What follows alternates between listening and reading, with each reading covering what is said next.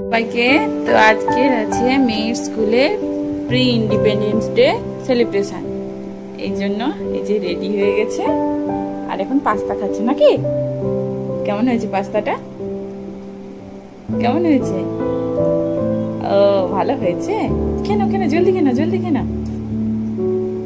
আর ছোট মেয়েকে দাঁড়ান দেখাচ্ছি, নিয়েছি আর একে এখন রেডি করব।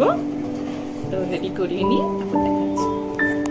এই যে ছোট মেয়ে হয়ে গেছে রেডি। এবার নন্দিনীকে পুরোপুরি রেডি করে দেবো, তারপর স্কুল নিয়ে যাব। তো আমি আর নন্দিনী মিলে এটা কালার এবং ট্রাই করেছি। যাই হোক কেমন হয়েছে বলবেন। এটা এখন যাবে স্কুলে। নন্দিনী এখানে পুরোপুরি রেডি হয়ে গেছে। কেমন লাগছে নন্দিনীকে?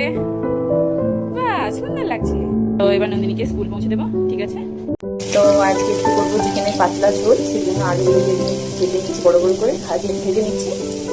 এখানে রেখেছি কেটে রাখা টমেটো এখানে আছে, আর চিকেনটা এখানে ম্যারিনেট করে রেখে নিয়েছি।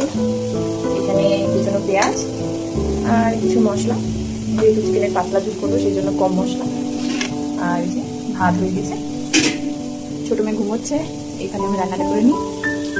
এই যে আমি আজকে কিন্তু খুব গরম আছে, প্রচণ্ড গরম, তাই জন্য আর বেশি কিছু করবো না, শুধু ঝোল আর একটু পরে তো নন্দিনী চলে আসবে স্কুল থেকে। তো ওকে আনতে আজকে ওর বাবা যাবে স্কুল, তাই জন্য আমার আনতে যাওয়ার কোনো চাপ নেই। তো শান্তি মতো রান্নাটা করে নিই। তো ইন্দু ঘুম থেকে উঠে গেছে, ভাগ্য জোর ভালো যে আমার রান্নাটা বসে গেছিল, রান্না দেখাচ্ছি। তো এখানে চিকেনটা এখন রান্না হচ্ছে, এই যে। তো রান্না হোক আর কি। আর আমরা এখন ওয়েট করছি নন্দিনী আসার। নন্দিনীকে অলরেডি ওর বাবা আনতে চলে গেছে, তাই না ইন্দু? তুমি দিদিয়ার জন্য ওয়েট করছো?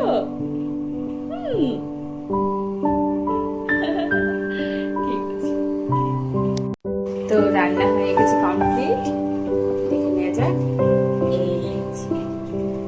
এমন হয়েছে রান্না, ঠিক আছে। এখন ঢাকা দিয়ে রেখে দেবো। আর ইন্দু করছে এখানে খেলাধুলো, ঠিক আছে।